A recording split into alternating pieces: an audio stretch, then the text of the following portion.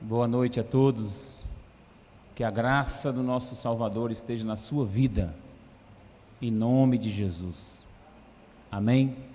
Vamos orar um pouquinho. Pai da glória, eu te exalto por esse momento, e deixo bem claro, Jesus, que Tu és o nosso Deus. Eu estou convicto de que o Senhor quer realizar algo em nosso tempo, que nem às vezes nós mesmos, na nossa limitação, não compreendemos.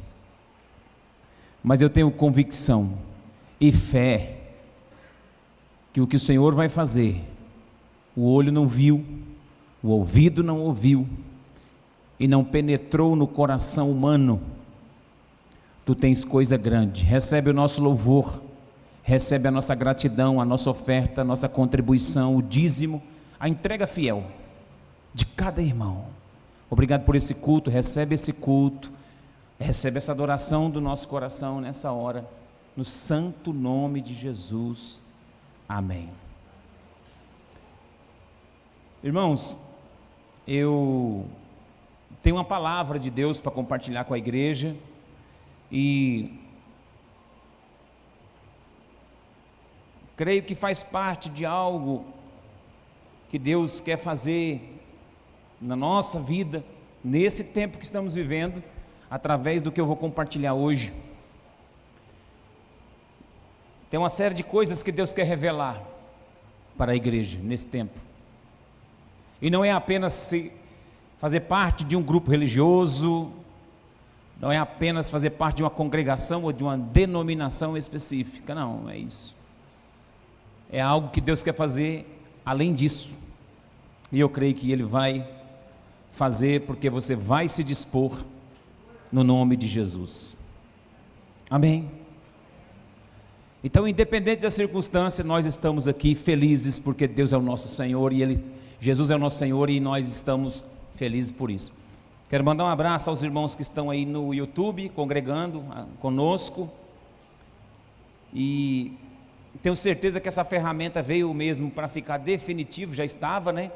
E agora muito mais. E você deve lembrar, irmãos, que a proporção muda, mas a velocidade também muda. A proporção que Deus quer usar e que Deus vai usar para a igreja nesse tempo, talvez não seja como era antes.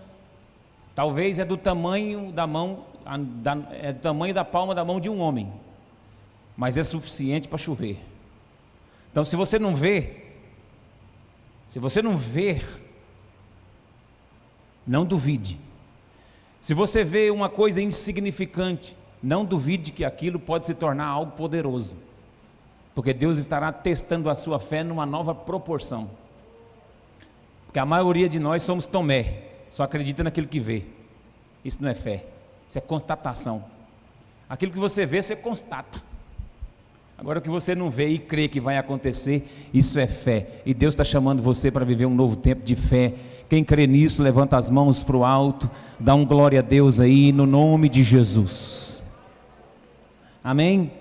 Então, eu quero que você abra a Bíblia comigo no livro, na carta que Paulo escreveu aos Romanos.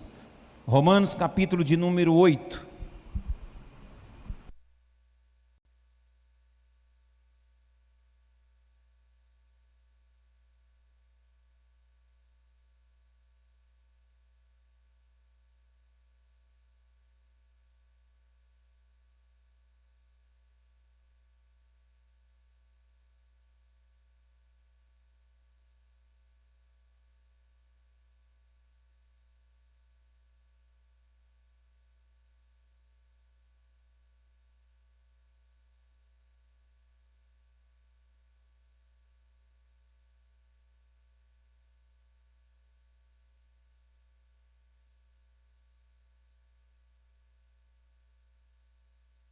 Romanos capítulo 8, eu até anotei algumas coisas aqui, porque eu vou usar esse texto e vou usar um outro ainda.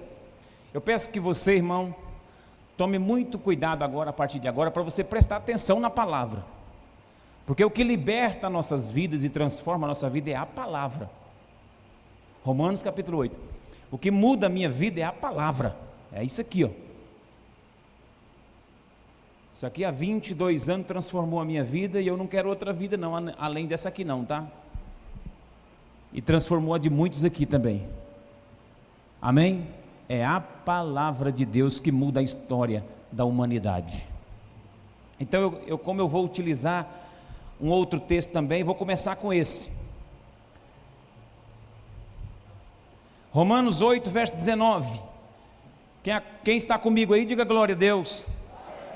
Tem alguém visitando aqui pela primeira vez? Obrigado, meu irmão, Deus abençoe. Ali também, primeira vez. Lá é a primeira vez vocês? Que bom, hein? Sejam bem-vindos. Maravilha, Deus abençoe. Essa casa aqui é de vocês, fica à vontade. O nosso jeito de adorar é esse, na simplicidade, mas eu creio que também na integridade é que Deus está fazendo essa obra aqui. Há 9 anos, multiplicando. Hoje já existe uma igreja nossa lá no Portugal, congregando. Falei hoje. E aos domingos o culto deles é transmitido no YouTube, no Facebook. O Eliseu está fazendo uma transmissão no Facebook ao vivo. Então, IBN Portugal, Missão Portugal. Dá para você assistir. Eu quero até desafiar vocês domingo que vem, é à tarde, entrarem no Facebook e participar do culto e mandar um alô aqui de Araputanga para eles. Eles ficam muito satisfeitos. Eles batizaram 9 pessoas lá. Então nós temos essa missão em Portugal e essa missão na reserva do Cabaçal, que são nossos irmãos, nossa missão. E está tudo bem, viu? Está tudo bem. Tudo muito bem. Não tem nada que o Espírito Santo não esteja no controle. Verso 19. Eu vou ler o 18 apenas para dar contexto, para não ficar texto sem introdução, porque o texto 18 chama o 19. Atenta comigo. Amém? Aleluia. Eu vou aguardar a meninada da dança entrar aí, para a gente depois não ter, que agora nós vamos ler a palavra, né?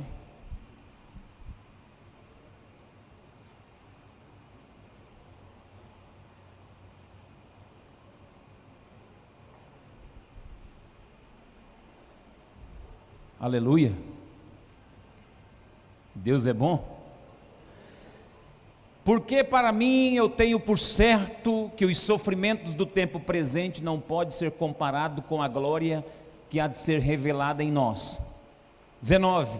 A ardente expectativa da criação aguarda a revelação dos filhos de Deus. Pois a criação está sujeita à vaidade, não voluntariamente, mas por causa daquele que a sujeitou, na esperança de que a própria criação será redimida do cativeiro da corrupção para a liberdade da glória dos filhos de Deus. Porque sabemos que toda a criação a um só tempo geme e suporta angústias até agora. Verso 24. Porque na esperança fomos salvos. Repita comigo, na esperança eu fui salvo. Repita novamente, na esperança. Agora veja alguém, se tiver alguém do seu lado, fala, você foi salvo. Na esperança. Mais uma vez para ficar didático, na esperança fomos salvos. Então, agora repita mais uma vez, eu não sou salvo. Pode repetir, não fica com medo não. Fala, eu não sou salvo. Eu fui.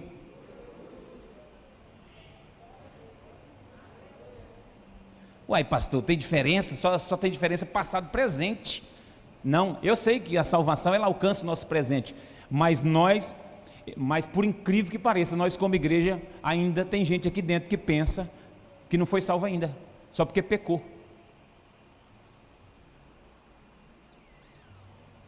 Tem gente que está morrendo de medo aí, porque está no pecado e se morrer vai para o inferno.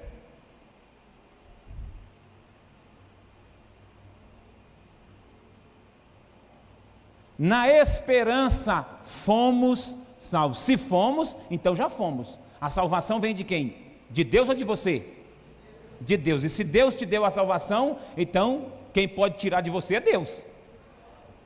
Agora, as suas atitudes de pecado, elas podem revelar que você ainda não foi. Olha para mim, as atitudes pecaminosas, rotineiras, diárias, elas podem indicar que você não foi salvo. Mas se você já foi, meu irmão. Se você foi salvo, a Bíblia diz que foi na esperança. É na esperança que fomos. Eu gosto desse texto. Esse texto não fala na esperança somos salvos, é na esperança fomos, porque Cristo nos alcançou. Então a partir daqui eu quero fazer uma reflexão com a igreja essa noite.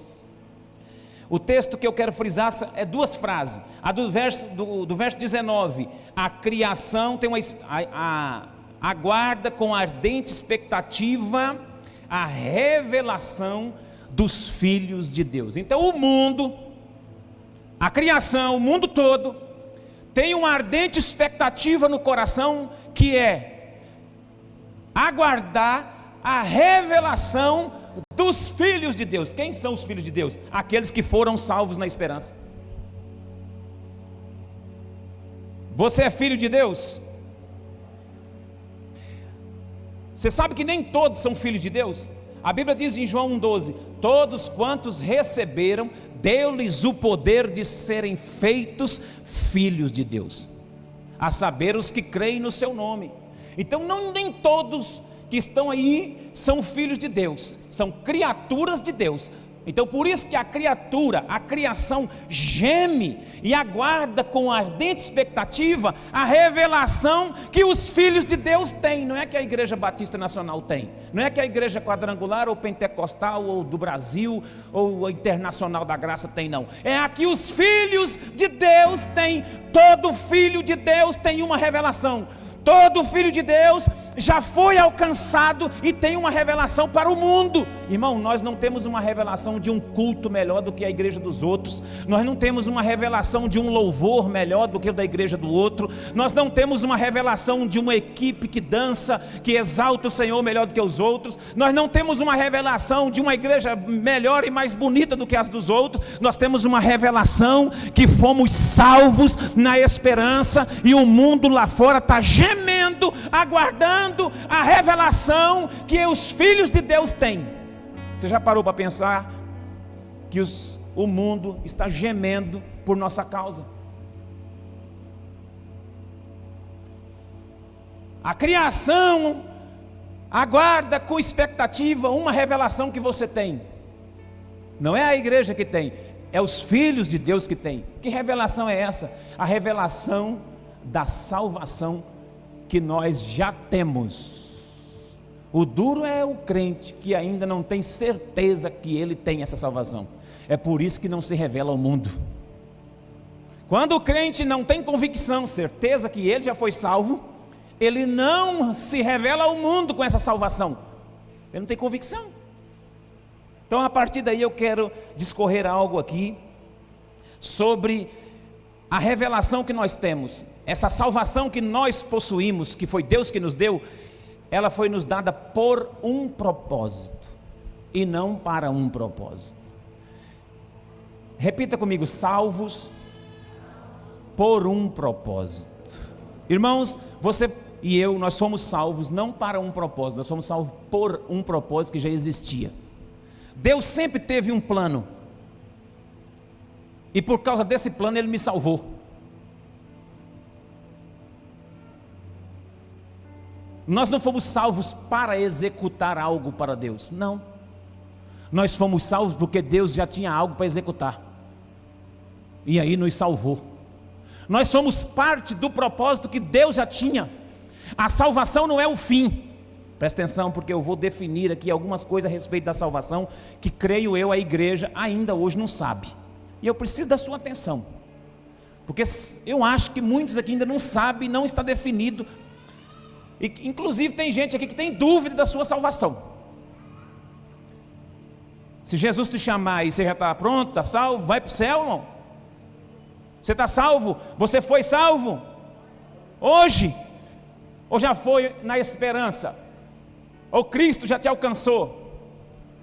Precisamos definir o que é salvação primeiro, que é aquilo que nós temos que é a herança dos filhos de Deus, dada por Deus, que o mundo está aguardando. O mundo está aguardando a revelação dessa salvação. Nós fomos salvos, fomos em nome de Jesus, Salvador e Senhor. Você foi salvo no nome de Jesus, Salvador, mas você foi salvo também no nome de Jesus, o Senhor. Você já ouviu, irmão, que quando a pessoa confessa a Jesus, ela fala: eu confesso a Jesus Cristo como o meu único, suficiente Salvador e Senhor da minha vida. O Salvador me resgata, o Salvador me alcança, o Salvador me salva, mas o Senhor manda em mim. O Senhor me comanda, o Senhor dirige a minha vida, o Senhor é meu dono. Então você não foi salvo apenas para estar liberto, livre da condenação do inferno. Você foi salvo para pertencer a um Senhor. Se fosse salvo apenas para não ir para o inferno, você já estava pronto para ir para o céu, irmão. Era só salvar, te matar e mandar para o céu. Aí você não precisava ficar pagando conta de energia de quase R$1.000, financiamento, nessa luta, brigando com o esposo, ou com o marido, ou com o filho. Era só ser salvo, Deus dava um ataque fulminante, você ia para o céu descansar. Mas o problema é que você não foi salvo apenas pelo Salvador. Você foi salvo pelo Salvador e pelo Senhor, que tem um propósito para você. Quem manda em você é o Senhor, quem manda em mim é o Senhor. Quem me salvou foi Ele. Ele me salvou e me resgatou e me deu vida, mas agora Ele é o meu Senhor. Ele já não é mais meu Salvador não, porque eu não preciso de salvação. Eu já fui salvo na esperança, eu não preciso de salvação mais, eu já tenho a salvação, Ele já me alcançou, eu não preciso mais de salvação, eu preciso é obedecer o senhorio daquele que me salvou e que agora manda em mim, e quer que eu, através do senhorio dEle, do comando dEle, se revele ao mundo perdido e leve a salvação ao mundo. Você não está entendendo? Você está querendo salvação ainda de quê?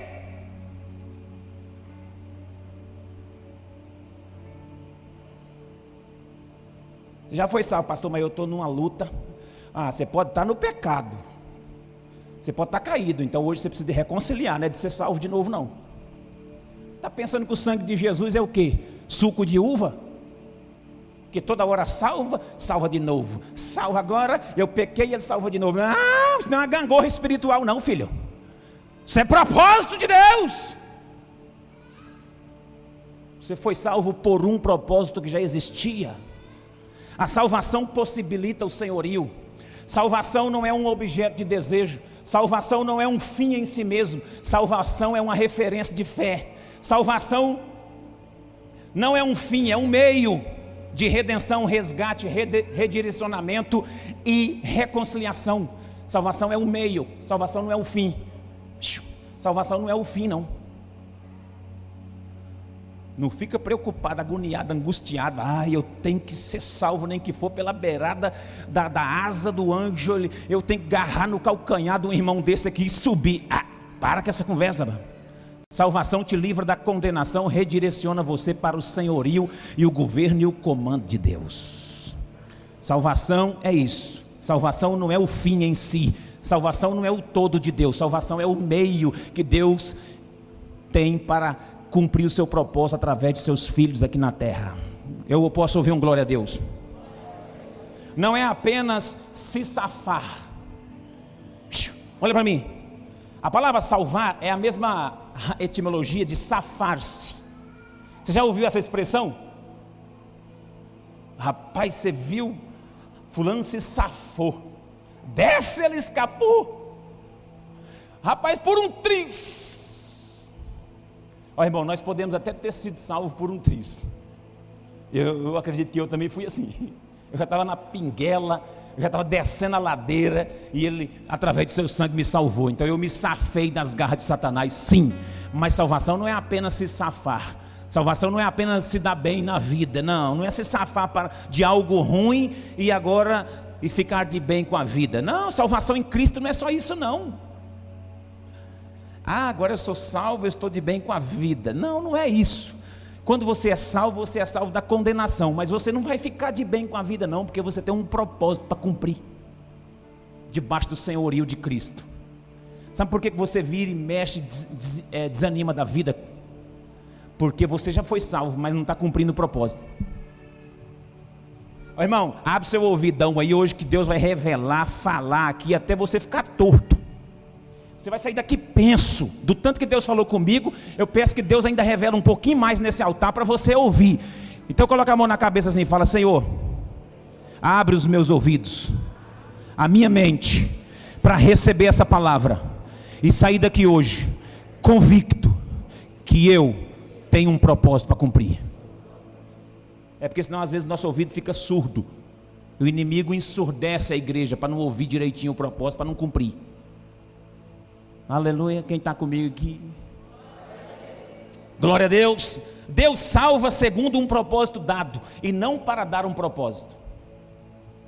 Deus nos salva para cumprir um plano que Ele já havia estabelecido. Por isso que Ele nos salva. Salvação não é promessa. Olha, essa aqui é uma que você precisa aprender. Salvação não é promessa. Salvação não é promessa. Salvação é um ato de fidelidade de Deus para quem Ele já tinha um propósito. Quando Deus nos salvou, Ele apenas estava sendo fiel. Quando Deus nos salva, não foi porque Ele prometeu, não. Ele já tinha um propósito e agora Ele foi fiel em te salvar. Porque se você colocar a salvação como promessa, Ele vai fazer promessa para uns e não para outros. Não, a salvação é um ato de fidelidade de Deus para aqueles que creem pela fé no plano de Deus. Salvação não é uma alternativa. Se salvação fosse uma alternativa, tornaria uma corrupção. Salvação como alternativa se corrompe. Sabia disso? Que salvação como alternativa pode nos corromper? O diabo tem alternativa para você se dar bem na vida. O diabo traz alternativa para gerar um atalho, e isso nos corrompe. No deserto, ele cria alternativa para você se safar. No caminho para Jerusalém, você deve lembrar quando Jesus estava indo para morrer. Jesus estava indo para Jerusalém para morrer.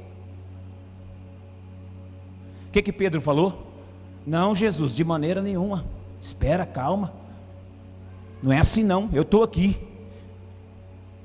Jesus falou assim: para trás de mim, Satanás. Porque cogita das coisas naturais, da carne. Pedro queria interromper um propósito. Pedro queria fazer Jesus se safar do propósito que era nos salvar. Então o inimigo na nossa trajetória, ele tenta trazer o nosso livramento, a nossa salvação, o nosso bem-estar aqui na terra como algo de salvamento, de livramento. Mas isso é uma alternativa que o diabo dá para nós pensarmos que foi Deus que deu. Não confunda, irmão. Não confunda o propósito de Deus com se dar bem aqui na terra. Às vezes você vai ter dias bons, às vezes não, mesmo sendo salvo, porque você já foi salvo. Mas o inimigo vai tentar criar atalhos para isso. Homens carnais querem se salvar, mas os filhos de Deus, através do seu Espírito, querem cumprir propósito. Homens carnais querem apenas salvação, querem apenas milagres de Deus, querem apenas se dar bem na vida, querem ter uma religião para se dar bem. Homens carnais querem ser salvos, homens carnais querem se dar bem, querem sentar na igreja, congregar bem, sentir o ego amaciado, e se tiver uma palavra meio firme, meio dura, ele reclama, ele murmura, porque ele não aguenta confronto. E Deus é um Deus de confronto, Deus é um Deus de alinhamento, Deus é um Deus de posicionamento. Deus nos salvou para nós andarmos debaixo de um propósito do seu senhorio, para revelar ao mundo a salvação que nós temos, que nós possuímos, porque Ele nos deu, por um ato de fidelidade de Deus, Ele nos alcançou, e é isso que nós precisamos compreender. Fomos salvos por um propósito pré-estabelecido por Deus. Deus não salvou o Pedro porque falou assim: olha, eu vou salvar o Pedro porque senão não dá para terminar esse projeto que eu comecei. Rapaz, você acredita que tem gente que pensa que Deus salvou ele porque o projeto ia ficar inacabado? Meu irmão, desculpa eu te decepcionar. Deus não te salvou porque Ele não ia dar conta de terminar o plano, não. Ei, não. O plano já estava em Deus, está em Deus, e na eternidade de Deus está pronto, concluído. Ele nos salvou foi porque Ele é fiel. Não foi porque eu sou bom, não foi porque eu sou habilidoso, não foi porque eu sou, um obreiro desse eu preciso na minha equipe. Não, Deus não me salvou porque precisava de mim na equipe dele, não. Deus me salvou por um ato puro de fidelidade dele ao propósito que ele já tinha em Cristo. Nós não fomos salvos para nada, não, para acabar o plano de Deus, não, para dar continuidade no plano de Deus, não. Nós fomos salvos por um ato de fidelidade de Deus para cumprir o propósito que é dele. E eu vou chegar lá, eu só estou introduzindo essa palavra. Você tem que ficar nítido com a questão da salvação. Os filhos de Deus, através do Espírito, precisam revelar, imprimir no mundo o reino de Deus. Os filhos de Deus devem revelar ao mundo o reino de Deus, a salvação que eles possuem através do Espírito de Deus ao mundo corrompido e ao mundo caído. Mas para revelar, precisamos entender que nós não precisamos orar somente. Escute, olhe para mim. Você já ouviu dentro da igreja, nós mesmos, acho que a culpa um pouco também é da liderança que pregou isso a vida toda. Você já imaginou, tem uma igreja lotada, cheia aqui, orando para o mundo ser salvo.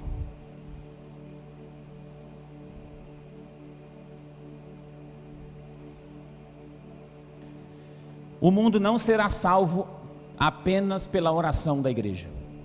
O mundo será salvo pela revelação que os filhos de Deus têm para o mundo. Enquanto eu e você ficar aqui de joelho, Senhor, salva o mundo, Jesus, salva o mundo. O mundo vai de mal a pior. Orar, nós já estamos orando. Quer dizer que não tem que orar, pastor? Não, tem que orar, mas tem que sair da oração e ir revelar o que você possui. Isso é propósito de Deus. E para exemplificar, eu trouxe aqui eu vi uma ilustração. E eu peguei uma lanterna emprestada do irmão Carlos.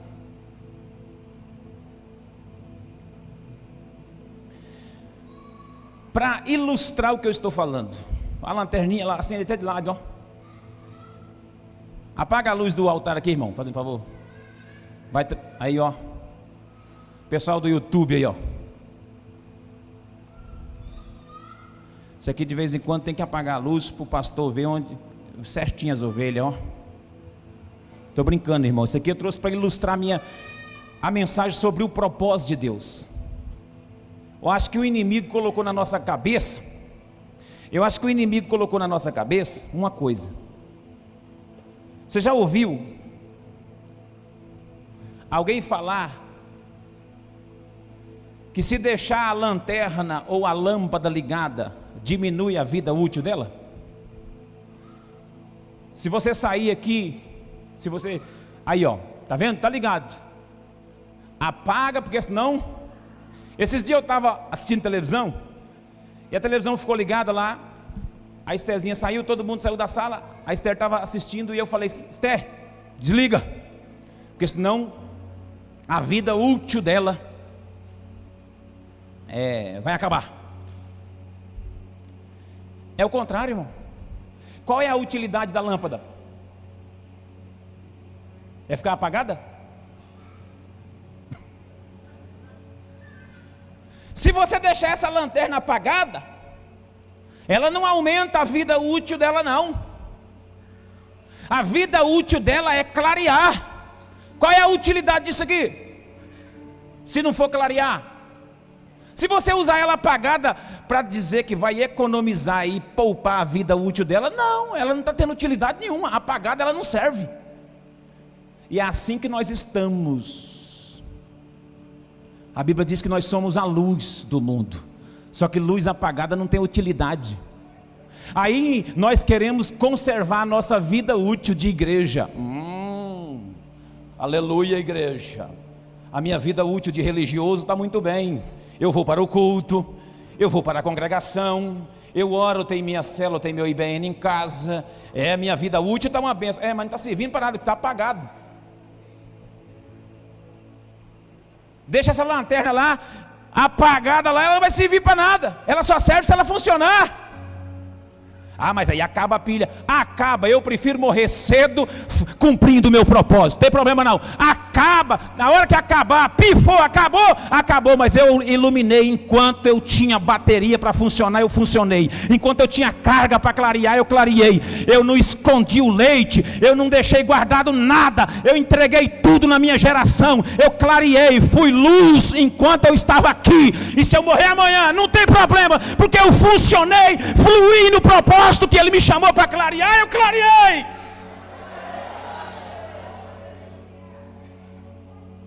Agora você é a lanterna apagada. Essa aqui funciona até de lado, ó.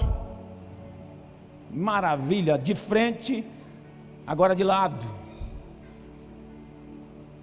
Não tem problema não, irmão, se a bateria sua acabar. Gaste os seus dias no propósito que Ele te chamou. Gaste as suas energias fazendo aquilo que Ele chamou. Seja útil, porque se você estiver apagado, você é inútil. Se você foi chamado para clarear e não clareia, você é inútil.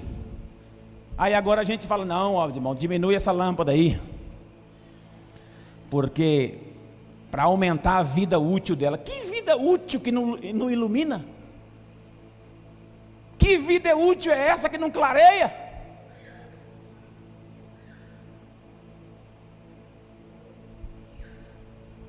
Alguém me entende aqui? Diga glória a Deus. Gaste sua vida aos pés do Senhor, porque você já foi salvo na esperança. Revele-se ao mundo como luz, ainda que os seus dias não sejam tantos, mas enquanto você entender esse propósito, não sei quanto tempo você vai durar. Mas quanto? Eu tenho que equilibrar, porque senão essa bateria não dura muito. Você notou isso aí? Vamos gastar pouco, diminuir a lâmpada, porque isso aqui tem que durar mais. Irmão, tem gente que vai durar muito, mas não vai fazer nada. Tem gente que vai durar aí, vai durar. O que está fazendo? Estou durando. Está durando, está até encruado, não prega para ninguém, não revela o reino de Deus para ninguém. É um religioso. Olha, só Deus na causa, não clareia nada para ninguém, não abre porta para ninguém e acha que está bom. E acha assim, não, eu estou mantendo a minha. Não, irmão, não mantenha nada não.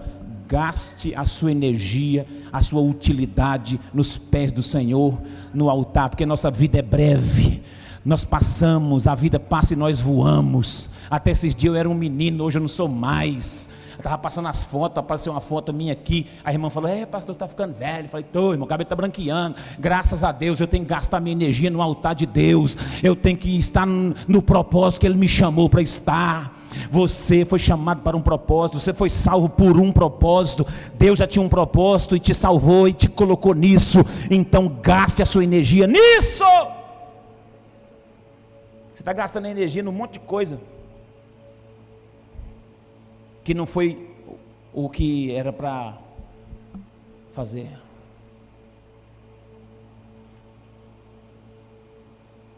Se eu sou luz do mundo, eu vou levar isso aqui. Isso aqui só serve para clarear. Outra coisa, isso aqui não serve. Tem umas dessas que tem uma caixinha de som, que canta, que toca. Mas a função dela mesmo é clarear.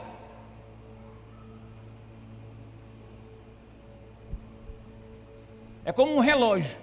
Pode ser o relógio mais caro do mundo. Pode ser um Rolex de 40 mil. Se ele não funcionar, 40 mil, não sei, né? Deve ter mais, né? E se ele não funcionar, ele não der a hora, para que serviu? Aí tem um fraquinho que não é nada, ele veio até made in China, mas funciona porque ele entrega a hora que ele está prometendo certinho. Você quer saber o quanto você está distante do seu propósito? Quando você está na estrada certa, na direção errada.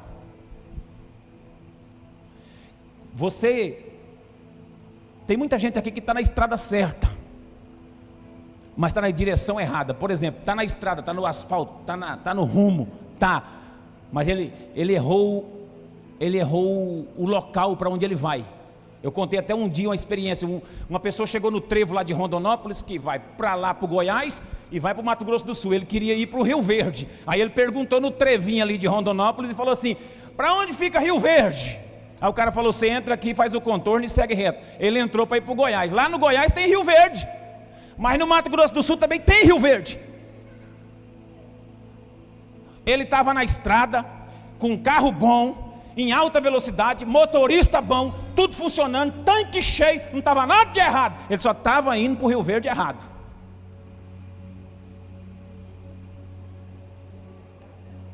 Quem olhava para ele, passava um carro por ele, falava: ele está indo na benção, dá até sinal de luz, está dirigindo direitinho, está indo a 110 por hora, 120 sem exceder, o carro está funcionando direito, os pneus estão calibrados, a gasolina está no tanque, a família está protegida, está com cinto de segurança, não tem nada errado com ele, só o sentido.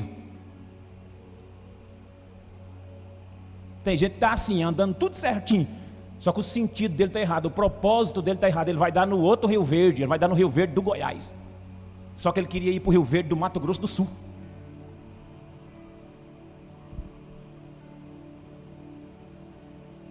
Você foi salvo não apenas para ir, você foi salvo para ir para o lugar certo.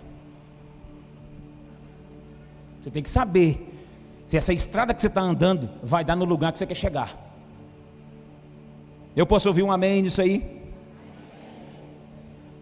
Não ore para que o mundo seja salvo. Vai lá e se revele ao mundo para que o mundo seja salvo. Jesus disse isso em João, na oração sacerdotal. Ele disse: eu não peço que os tire do mundo. Jesus disse isso. Jesus não ficou arrumando briga com quem está no mundo. A igreja não precisa ficar orando aqui e falar: os bares estão todos cheios dessa cidade. Essa pandemia deu uma parada, você viu como é que estão os bares, tem mais gente do que nas igrejas, e tem mesmo, irmão. Esse dia eu fui passar naquela última lá, não dei conta de passar no meio do carro, eu fiz a volta e voltei, falei: não vou nem passar aí, garrafa quebrando, é uma coisa esquisita, tem muita gente, o povo está desesperado. Agora isso é culpa de quem será?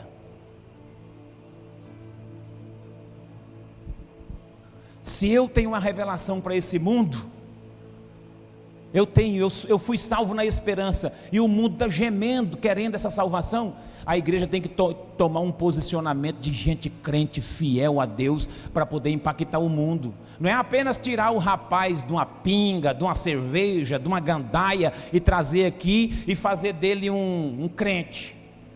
A maioria de nós estamos convidando gente para vir para culto. Culto não salva ninguém, mas o que salva é o Salvador, é Jesus.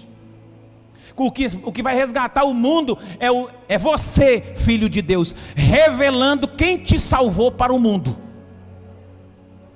Não é simplesmente estar na igreja é muito bom estar, devemos estar, fazer diferença, sim, mas isso não significa que o mundo vai ser impactado. O mundo vai ser impactado por uma igreja que revela ao mundo a salvação que ela tem, a salvação que ela possui. Quem me entende, diga glória a Deus. O que salva uma nação é encontrar o seu propósito. O que salva o mundo é encontrar o seu propósito. E isso só pode ser revelado através dos filhos de Deus. Só os filhos de Deus têm essa revelação, ninguém mais. Só você. A igreja deve ocupar-se em conhecer o propósito e não se preocupar em se salvar. A maioria de nós estamos no culto ainda preocupados se nós estamos salvos ou não. Isso que é luta. Nós batalhamos 20, 30 anos, 15, 20 anos para saber: será que eu já fui salvo? Irmão, essa dúvida tem que morrer hoje. Você tem que sair daqui sem dúvida hoje. Você tem que sair daqui hoje e falar assim: hoje eu tirei minhas dúvidas, hoje eu já fui salvo por Cristo Jesus, e agora eu preciso cumprir o propósito que Ele tem para mim. Você não pode estar batalhando pela sua salvação, não. Você já foi salvo. Não foi eu que disse. Você não vai sair daqui com a palavra: o pastor Pedro disse isso. Não foi Jesus, foi a palavra que disse. Você foi salvo na esperança. Você está querendo salvar o que mais em você? Você está querendo é vida boa, confortável, que não precisa ganhar ninguém, que só participar de um culto, dar um dízimo e uma oferta, está tudo bem. Você está querendo se safar, aí é outra coisa. Você está querendo colocar a responsabilidade nos outros, que é sua. Glória a Deus. Querendo se safar, responsabilizando os outros. Você tem responsabilidade, porque você foi salvo. E quem não, pastor, mas eu não tenho não, eu não confessei Jesus. Então hoje você vai confessar. Você não pode sair de um culto desse sem confessar a Cristo, não. Ah, pastor, mas eu tenho dúvida da minha salvação ainda. Então você vai vir aqui nesse altar, eu vou orar com você, mas você vai sair daqui confesso. Porque nós não temos mais tempo não, irmão. Não tem tempo para perder mais aqui não. Esse negócio de fazer, é só mais um culto. Culto nós temos, e culto bom. Tudo quanto é lugar, tudo quanto é igreja tem culto bom, pregador bom, louvor bom, profecia, revelação, tudo tem. Para o servo de Deus está pulando, nadando no fogo, dando glória, é libertação, é isso, aquilo outro, é revelação daqui, daquilo, é na internet, é no rádio, é na TV, tem para todos os gostos. Tem pregador que grita, tem pregador que fala baixinho, fala calmo, você que escolhe. Você pode até pegar um controle remoto e ouvir pregação. Se o pregador não te agradou, você troca. Porque é assim que as pessoas fazem. Por isso que às vezes o culto presencial tem gente que falta, porque aqui não tem como trocar. Fecha as portas lá para ninguém sair também a partir de agora.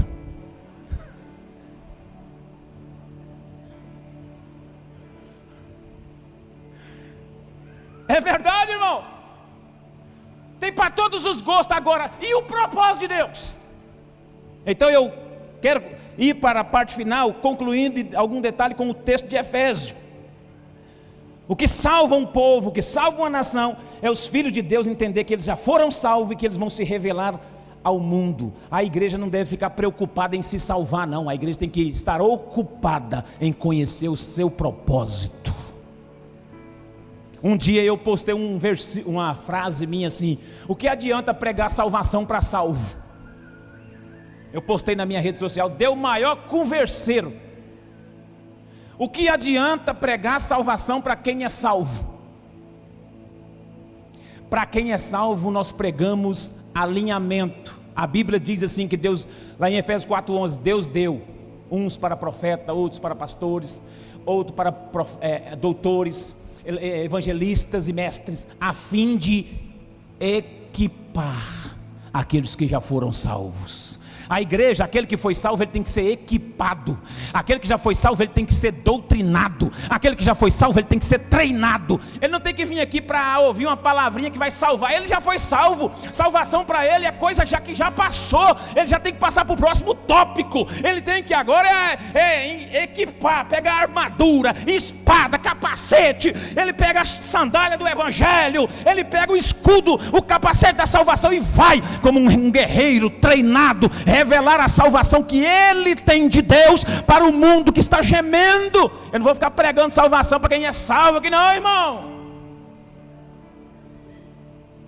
Vamos ficar a vida toda, ai, vem crente, ai meu irmão, foi a pandemia. Não foi nada não, meu irmão. Falta alinhamento, falta você pegar o equipamento, falta você pegar a sua espada, a palavra de Deus, e falar: eu quero ser treinado. Eu nasci para ser guerreiro, Deus me salvou das trevas, e agora salvo, eu quero funcionar nesse mundo, fluir nesse mundo, resgatar alguém daí que está gemendo, e esse mundo vai gemer mais, o mundo vai gemer mais. Sabe o que esse povo está nas lanchonetes da vida aí, nos pontos de droga? Sabe o que eles estão fazendo? Eles estão gemendo porque falta algo na vida deles que nós temos. Irmão, coloque seu coração nisso, irmão. Coloque seu coração nisso, irmão. Coloque seu coração nisso e se levante nessa cidade. Seja um instrumento de Deus. Você está sendo uma lanterna apagada, você não está funcionando. Você está pensando que a sua vida vai durar. Pode até durar, mas não vai cumprir propósito.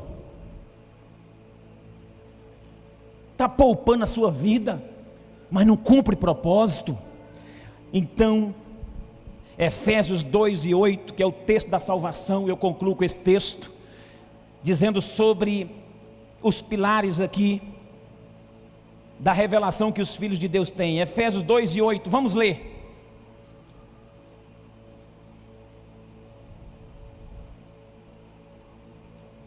Efésios 2:8 diz assim, é um dos textos mais conhecidos da Bíblia, porque pela graça sois salvos, mediante isso não vem de vós, é dom de Deus, não de obras, para que ninguém se glorie, pois somos feituras dele, criados em Cristo Jesus para boas obras.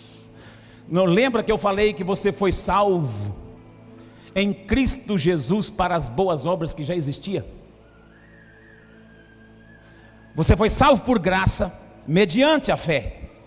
Pela graça é dádiva. E aqui eu preciso falar uma coisa, irmão: salvação não é garantia. Outro dia, por que eu comecei a meditar nisso? Já tem uns par de dias, já tem uma semana e pouco. Eu comecei a meditar nisso porque eu ouvi um irmão falando assim: rapaz, pastor, eu não garanti nem a minha salvação ainda. Eu falei: quem disse que você garante alguma coisa? Olha onde está a nossa mentalidade. Nós achamos que por ser crente aqui, frequentador de culto, nós vamos garantindo a salvação. Eu ouvi uma palestra de uma empresária no YouTube, e ela estava falando para empreendedores, e eu ouvi aqui, eu achei interessante. Aquela mulher, ela desenvolveu o trabalho dela todo no Oriente Médio, lá onde as mulheres usam as burcas fechadas, tudo assim. Ela desenvolveu o trabalho dela lá, e trabalho de maquiagem, óculos, trabalha com beleza lá naquele lugar, e ela ficou riquíssima com aquele negócio. Num país totalmente fechado, no Islã, ela conseguiu se destacar. E ela falou assim: por que ela conseguiu se destacar naquele lugar? Pelo fato dela entender o propósito dela naquele lugar. Ela não quis alterar nada naquele lugar. E ela disse: tem mais de 6 meses que lá eu estou lá, então tem 6 meses que eu não vou na igreja, mas eu sou a igreja naquele lugar. Rapaz, que testemunho fenomenal. Ela disse: eu sou a igreja. Irmão, a pandemia não é desculpa para você não ser igreja. Você pode até ter faltado muito culto, eu também. Esse prédio ficou fechado durante um tempo, mas eu sou a igreja, independente do prédio estar aberto ou não. Eu sou a igreja. E se fechar de novo, eu continuo sendo a igreja, porque eu fui salvo para um propósito, para boas obras, por um propósito, que eram as obras de Deus. E o texto está dizendo assim, ó: graça, dádiva, não é garantia. Sabe, o diabo, ele quer colocar isso na nossa mente, e na mente dos crentes, que o crente tem que se garantir. O crente tem que dar testemunho, irmão. Não é garantir salvação, não. A salvação não pertence a ele. A Bíblia diz: pela graça sois salvos. Isso não vem de vós, é dádiva.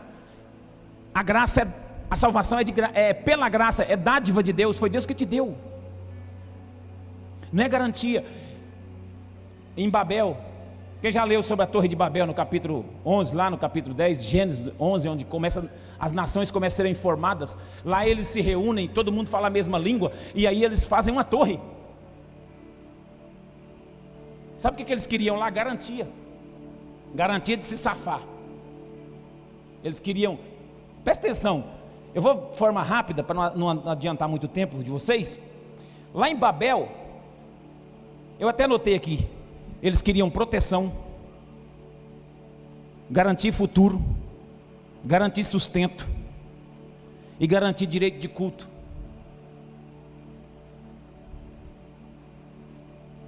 Eles construíram uma torre para dar proteção a eles e às famílias deles, a mega torre. Eles tinham um projeto futurista de conservar a linguagem plena deles, e aquilo ali continuar sendo um reduto entre eles. Eles tinham um projeto de se sustentarem entre eles e manter o direito de culto deles, da religião. Por quê? Porque a torre era para chegar até Deus. Em nome de Deus é que o diabo vai te tentar a escapar do propósito. O diabo vai fazer você fugir do propósito, mas não é no nome dele não. Ele não vai aparecer de chifre, ele não vai aparecer com o espectro, né? demoníaco, não. Ele vai aparecer em nome de Deus. Essa história de fazer Babel era em nome de Deus. Olha, nós vamos fazer isso para garantir esse futuro, garantir o direito, a proteção a nossos filhos. E também uma coisa que não pode faltar: essa torre tem que chegar até Deus. Quer dizer, nós temos que cultuar o nosso Deus, então nós temos que construir um negócio que chega nele. Perfeito. Tudo que nós estamos pedindo aí ultimamente na rua, tudo que a crentaiada está pedindo. Eu fui na manifestação dia 7. Eu não acho errado. Deus é um Deus patriota. Eu não acho errado. Mas nós não podemos confundir. Deus é patriota, mas a pátria de Deus é a celeste, não é a brasileira, não é a americana, não é não. E nós não somos apenas daqui, nós somos brasileiros até Ele nos tirar para a pátria celestial. Pode defender? Pode. Agora não pode confundir com o propósito. O nosso propósito não é ser apenas patriota, o nosso propósito é revelar ao mundo. Porque, irmão, só ir com bandeira do Brasil para a rua, isso não muda o mundo. O que muda o mundo é quando os filhos de Deus revelaram ao mundo o seu propósito. Pode ajudar a ter mais um tempo livre dessa esquerda demoníaca, livre do comunismo, do marxismo, das ideologias demoníacas? Pode, e vai ajudar. A igreja sempre se posicionou, isso não é pecado. Agora a gente não pode confundir qual é o meu propósito aqui. O meu propósito primordial, prioritário, é revelar ao mundo aquilo que eu sou. Eu fui salvo na esperança, e o mundo será salvo quando eu revelar isso ao mundo. Eu posso ouvir um amém? Ninguém foi chamado para garantir salvação. Salvação é dádiva, não é alternativa. E eu concluo dizendo: Ele nos salvou por um propósito. Qual é o propósito? Boas obras. Boas obras é o exercício da fé. As boas obras é o exercício da nossa fé. Nós fomos salvos pela graça mediante a fé para boas obras. Nós não fomos salvos para um propósito, nós fomos salvos por um propósito. Qual é o propósito que Deus tinha? As boas obras. E quais são as boas obras? Para concluir, eu digo quais são as boas obras. Você sabe, olhe para mim, quais são as boas obras? Quais são as boas obras? Será que são os feitos da igreja? Boas obras não é feitos, não é atos. Boas obras é a obra de redenção, é a obra de revelar ao mundo a salvação que nós temos. Você consegue fazer isso, irmão? Você consegue se revelar? Se nós não entendermos isso e começarmos a praticar isso, nós vamos desanimar. Muita gente está aqui e está desanimado. Hoje eu quero orar com os desanimados. Hoje eu quero orar com aqueles que falam: pastor, eu estou sem propósito nenhum. Eu já vi aí ter o IBN em casa, na minha casa não tem. Eu venho no culto de vez em quando. Pastor, eu estou mais perdido que cego em tiroteio. É com você que eu quero falar hoje. Eu quero que você... Nós não precisamos inventar muita coisa para cumprir o propósito de Deus. É só saber quem nós somos e fomos. Se você já tem ciência que foi salvo nele, você só não está cumprindo o propósito porque você está fora do alinhamento. Você está até no caminho certo, mas indo para a cidade errada. Você está até na estrada correta, mas você errou o nome da cidade. Tem mais cidade com esse nome. Você tem que descobrir. Está tudo certo. Se você tocar, dirigir do jeito que você está indo, você até vai. Você vai parar em algum lugar. Não vai acidentar, não vai acontecer nada. Às vezes vai chegar lá naquele lugar, vai descobrir lá. Aí demorou demais, você vai descobrir tarde. Aí você vai ter que fazer o caminho de volta. Irmão, quando a gente erra 200 quilômetros, não é 200 quilômetros só que a gente erra 200, aí tem que voltar mais 200, é 400. Por isso que tem gente que está tendo dificuldade, porque o caminho de volta é muito pesaroso. É difícil fazer o caminho de volta, porque a energia que você gastou para ir para lá, você esforçou para cá, e agora você tem que voltar e depois continuar. As boas obras é a obra da redenção. Ele nos salva como meio de redenção para um fim. Exemplo. Como demonstramos isso? Demonstramos através do nosso exemplo. A forma de vida que revela a natureza de Deus. A Bíblia diz nesse texto que Deus já quebrou o muro, a separação. Deus rompeu um muro de separação. Esse muro de separação é aquilo que nos distancia das pessoas. E a nossa religião, ela tem o poder de nos distanciar às vezes das pessoas para não se revelar ao mundo. Às vezes, irmão, a forma que nós fazemos igreja nos afasta mais das pessoas.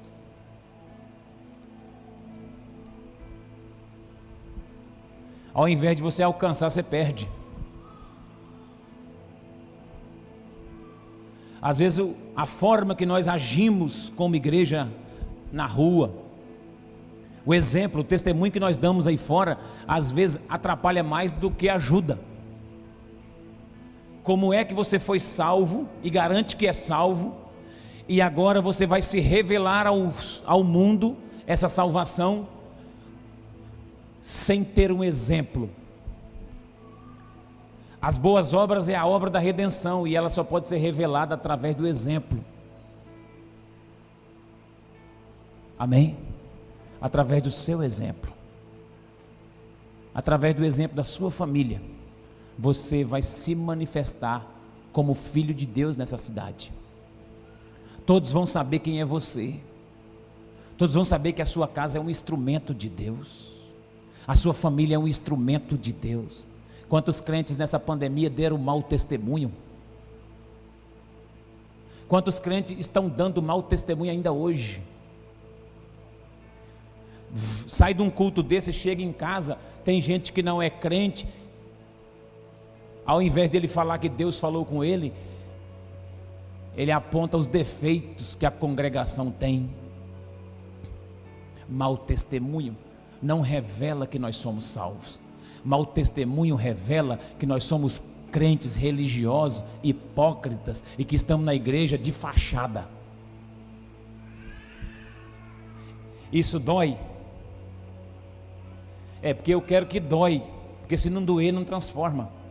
Tem remédio que é amargo, mas ele coloca o que está dentro para fora.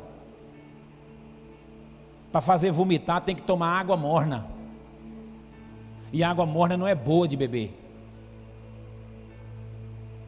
Nós precisamos como igreja reconhecer que o nosso exemplo precisa ser um exemplo santo.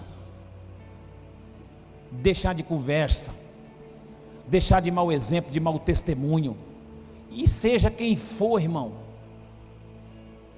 Ah, pastor, mas irmão, quem te salvou? Eu gosto do testemunho do pastor Afrânio, que quando ele converteu em Maracaju, no Mato Grosso do Sul, ele foi contar para o dono do mercado, um dos homens que tinha na cidade, que tinha um supermercado, um homem bem visto na cidade, e ele chegou lá para conversar com o homem, e falou para o dono do mercado: eu me converti, eu aceitei Jesus ontem no culto, pastor Afrânio. E o cara do mercado falou: você fez a maior besteira do mundo, rapaz. A maior bobeira você fez no mundo. Você quer ver? Eu vou te mostrar. Aí puxou da gaveta dele um maço assim de cheque sem fundo. Falou: esse aqui é de um crente, esse aqui é do outro, esse aqui é do outro, esse aqui é do outro. Tá vendo? Esse aqui é tudo cheque sem fundo dos crentes. Mostrou para o novo convertido. Aí o pastor Afrânio ficou assim, coçou a cabeça, falou: meu Deus, agora tira da sua gaveta um cheque assinado por Jesus Cristo de Nazaré. Aí o homem ficou olhando para ele assim, ele falou: porque eu não aceitei os crentes, eu aceitei Jesus Cristo de Nazaré. Você não deve andar por aquilo que as pessoas fez ou faz, ou por pecado de quem quer que seja. Você tem que andar convicto de que quem te salvou é seu Senhor, te coordena, te comanda, te leva adiante, que você é uma revelação para esse mundo. O mundo está gemendo, e o que ele precisa você tem. O que ele precisa você tem. O que ele precisa você tem. Se revele ao mundo como filhos de Deus, filhos da luz. Amém? Se coloque de pé. Um abraço para os irmãos aí do YouTube.